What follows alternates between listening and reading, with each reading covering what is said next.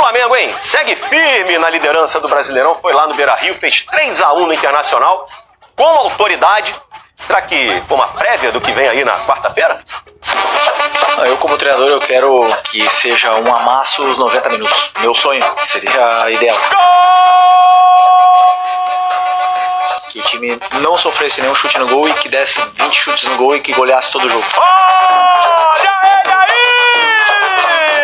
Esse seria meu sonho, mas isso não existe no futebol. É mais um! Felipe, não existe mesmo, né? Mas esse primeiro tempo ficou pertinho do ideal, hein? O Flamengo amassou o Inter desde o primeiro minuto. Jogou bem o toque de cabeça! Aos 6, já fez 1-0. Pedro letal como sempre, aproveitando o toque esperto do Varela. Do jeito que a bola chegou, firme, forte, bateu o Pedro. Vence o goleiro Antony. E a avalanche rubro-negra seguiu. Tira do marcador, rola mais atrás, entrada da grande área para Saúl. O segundo gol era só questão de tempo. O Inter jogou a bola na área, a zaga tirou e ela caiu no pé do Arrascaeta. Ele só precisou de 2 toques para botar o Samuel Lino para correr. Lino arrastou a marcação, esperou o Arrasca chegar e aí foi só mais um toque para achar o Pedro. Arrascaeta encontra Pedro na área e lá dentro o Flamengo é mortal. Um contra-ataque perfeito com a assinatura do camisa 10 e o carimbo do camisa 9. 2-0 Flamengo dentro do Beira-Rio aos 12 minutos. O Pedro, quando a bola chega dentro da área, é um jogador diferente. Diferente dos outros jogos, acho que a gente conseguiu concluir mais em finalização as jogadas que a gente criava no ataque. O terceiro quase saiu nesse lance acrobático do Léo Pereira. Léo Pereira girou na trave! Verdade que era o Inter reserva. De olho no jogo de quarta-feira, de novo contra o Flamengo pela Libertadores. Mas o Felipe Luiz não quis nem saber. Depois do baile do primeiro tempo, o Flamengo continuou em cima no segundo. A Arrascaeta ficou pertinho de deixar o dele. Mas se não teve gol, teve mais assistência. Plata ampliou a vantagem para 3-0. Plata dominou, bateu no canto! Centésima assistência do Arrascaeta pelo Flamengo. O homem é ídolo demais. Até na torcida do Inter tinha gente querendo a camisa dele, ó. E não foi só o Arrasca que brilhou no meio-campo, não, hein?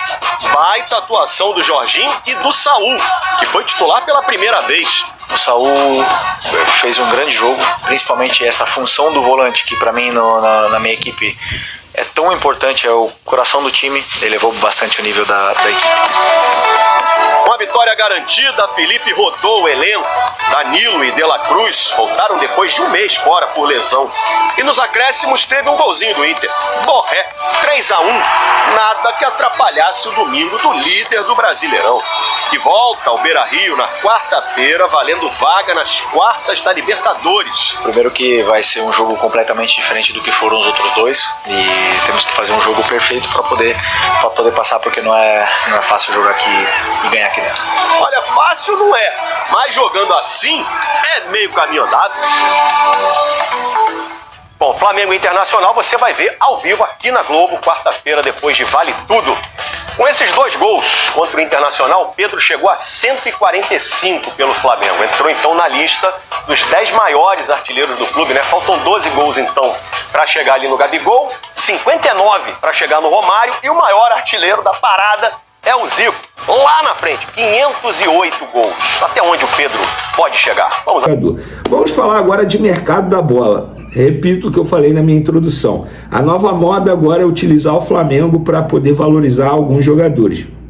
Hoje a imprensa gaúcha soltou o seguinte: perto de ser anunciado como novo reforço do Grêmio, Arthur, aquele Arthur Melo, sabe? Que hoje tem 29 anos, começou no Grêmio, foi vendido ao Barcelona, foi para a Juventus, passou pela Liverpool, Fiorentina, na última temporada jogou pela Girona por empréstimo junto à Juventus, vai rescindir com a Juventus, tá? Segundo a imprensa gaúcha, eu vou repetir, perto de ser anunciado como novo reforço do Grêmio, Arthur Melo foi procurado pelo Flamengo 2 vezes, mas o projeto do Tricolor e a perspectiva de ter mais minutos em campo convenceram o meia a dar o sim ao clube que o revelou. Gente, assim, com todo respeito a quem escreveu isso, Mas não dá para acreditar num negócio desse. E eu procurei pessoas do Flamengo e o que me relataram foi, Vene, na verdade ele foi oferecido pra gente. A gente até pergunta valor, enfim, por perguntar, beleza, ele está sendo oferecido, mas e aí? Ele quer quanto? Para a gente analisar se vale a pena. Agora, dizer que o Flamengo procurou não procede. O Flamengo nega e muito. Se ele vai para o Grêmio, que ele seja muito feliz. E na boa, gente, com todo respeito ao Grêmio, qual jogador hoje, tudo bem, no futebol a gente vê de tudo, mas qual jogador hoje vai preferir o projeto do Grêmio ao projeto do Flamengo? Com todo respeito ao Grêmio, gente, o Grêmio está vivendo uma crise absurda. Ontem ou anteontem, marginais atacaram o ônibus do Grêmio. Qual jogador vai preferir jogar no Grêmio hoje, por mais que ele tenha um carinho enorme pelo Grêmio, que provavelmente o Arthur tem? Mas, gente, o projeto do Flamengo seria muito mais atraente, com todo respeito. Você com 29 anos, você vai preferir o projeto do Grêmio ou do Flamengo atualmente? A gente acabou de falar aí, o Flamengo vai ganhar quase 1 bilhão no novo patrocinador master. O Grêmio viveu na crise danada, vai brigar para não cair. Treinador pedindo para sair e depois a diretoria convencendo a ficar, que no caso é o Mano Menezes. Não procede, o Flamengo não procurou o Arthur até o momento. Outro jogador, Gabriel Brazão, goleiro do Santos. Gente, já trouxemos a informação. É um goleiro muito bem avaliado pela diretoria do Flamengo, mas em nenhum momento o Flamengo fez proposta ao Santos para contratar Gabriel Brazão.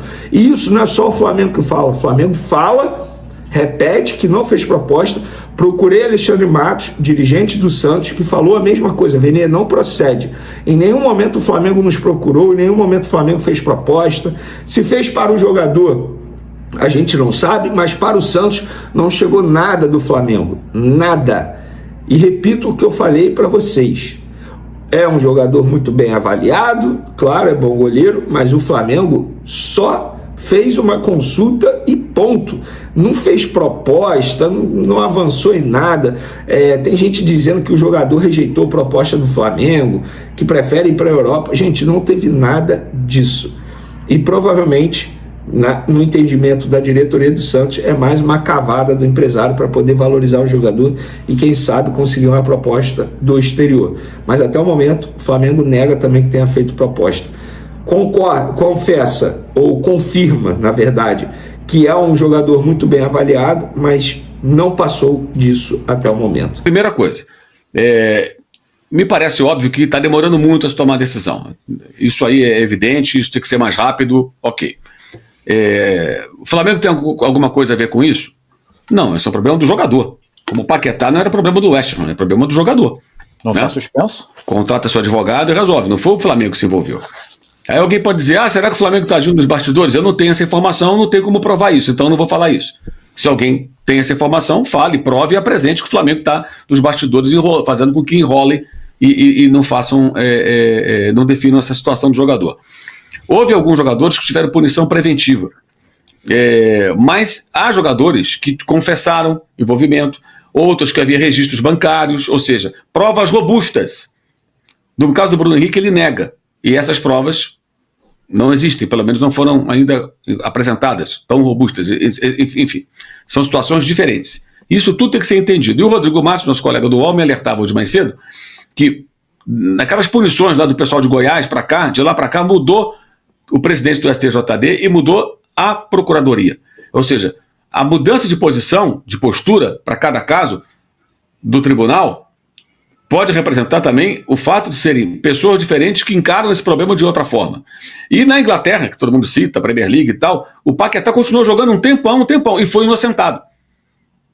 Alguém pode dizer, como o Paquetá foi inocentado? Ele foi inocentado porque não houve nenhuma prova que o envolvesse diretamente, nenhuma prova concreta. Havia suspeitas, indícios, mas nada se provou. E ele foi inocentado. Ele é inocente. Ponto. E falavam que iria ser banido para sempre do futebol. Se as pessoas quiserem acreditar ou não, achar que o julgamento foi correto, aí é questão de cada um. Mas o fato é que o cara é inocente. Então, quando perguntaram, até foi o Igor Siqueira do UOL, ao Felipe Luiz sobre o Bruno Henrique, o que ele falou é o que ele pode falar. O jogador está à disposição, ele escala o jogador se ele achar que deve. E até que prova o contrário, o cara é inocente. Se ele for comprovadamente culpado, participou, ele tem que ser punido exemplarmente. Se isso significar o fim da carreira do Bruno Henrique, lamentável, mas paciência. Eu quero dizer o seguinte, se ele pegar 2 anos, por exemplo, e não puder mais voltar a jogar porque ficou veterano, é uma pena. Mas se ele de fato participou e for punido, ele estará pagando por um erro grave que teria cometido. Mas até que prove o contrário, o cara é inocente. E nós, como eu penso, como jornalistas, não podemos de forma alguma ficar aqui tentando julgar ninguém. O jornalista não julga. Quem julga é a justiça. Agora, que a justiça está lenta? É evidente que está. Para variar. Ela é lenta de várias formas, né? Quem foi responsabilizado pelas mortes dos meninos do CT até hoje? Ninguém. Aí você pega lá o documentário do Netflix, feito em parceria com o UOL, assiste e você vê, cara, olha quanto absurdo que tinha ali. Pois é, quem deixou aquilo ali? Estou falando de um assunto muito mais sério, né? Só para ilustrar, e citando também algo que tem conexão com o clube, com o Flamengo, né? E aí tem mesmo, né? Obviamente, foi lá dentro. A justiça demora. Agora, voltar a esse assunto quando ele faz o gol é muito curioso. Né? Agora, tem uma outra coisa que aí é fato. Isso é fato. Não precisa julgar. O Thiago Maia não foi pago. E joga contra o Flamengo. Isso é fato. O que o José está perguntando aqui. O Thiago Maia que continua jogando. Ele ainda fala aqui, mal jogou o Thiago Maia, jogou o reforço que o Inter contratou, comprando sem pagar o Thiago Maia. Exato. Ou seja, 2 jogadores, né? Entre outros que foram contratados depois do Thiago Maia. E o Flamengo, na época, flexibilizou o pagamento em parcelas, porque o Inter estava com aquela dificuldade devido à enchente em Porto Alegre. Então o Flamengo ainda foi generoso ali, antiga gestão, foram corretos. Com corrimão, não, parcela isso aqui, paga mais devagar e tal, e os caras não pagam. É o Corinthians, vocês viram essa semana, o Corinthians correu para escrever o Vitinho, porque ia tomar um transfer ban de um dia para o outro, segunda para terça. Correu para segunda-feira escrever o Vitinho. Mas o Santos Laguna está há 15 meses esperando o pagamento. Agora já são mais de 6 milhões com multa de dólares a pagar. Félix e Torres. Ou seja, contrata jogador, mas veio de graça. Não vem de graça, gente. O cara vai custar salário todo mês. Segundo informações do jornalista Miguel Júnior, o Flamengo está de olho em mais um reforço de peso para a temporada e o alvo da vez é o atacante Antony. O Manchester já deixou claro que não conta mais com o jogador e pretende negociá-lo o mais rápido possível, abrindo espaço para que outros clubes possam avançar nas tratativas. Antony viveu um bom momento na última temporada atuando pelo Betis, onde conseguiu recuperar parte do seu futebol e demonstrou interesse em permanecer no clube espanhol, mas a situação financeira do Betis dificulta qualquer possibilidade de compra em definitivo, já que os valores pedidos pelo Manchester estão fora da realidade do clube. Com isso, a negociação entre Betis e Manchester é considerada quase impossível de ser concretizada, e o Flamengo enxerga nesse cenário uma oportunidade para tentar avançar com uma proposta de empréstimo.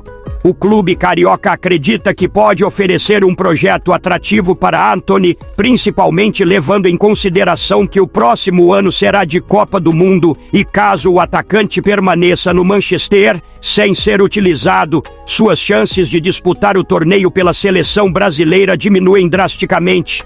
Felipe Luiz, técnico do Flamengo, é um grande admirador do futebol de Antony e já deu o aval para a diretoria avançar na tentativa de trazer o jogador, considerando uma peça que pode elevar ainda mais o nível ofensivo da equipe.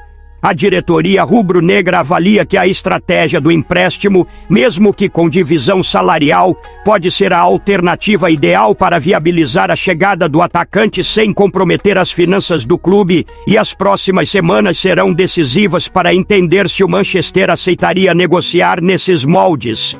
Agora eu quero saber a opinião de vocês. Antony será uma boa contratação? Sim ou não? Deixe sua opinião no comentário. Não esqueça de curtir o vídeo e inscreva-se no canal para não perder nada do Flamengo. Até a próxima e saudações rubro-negras.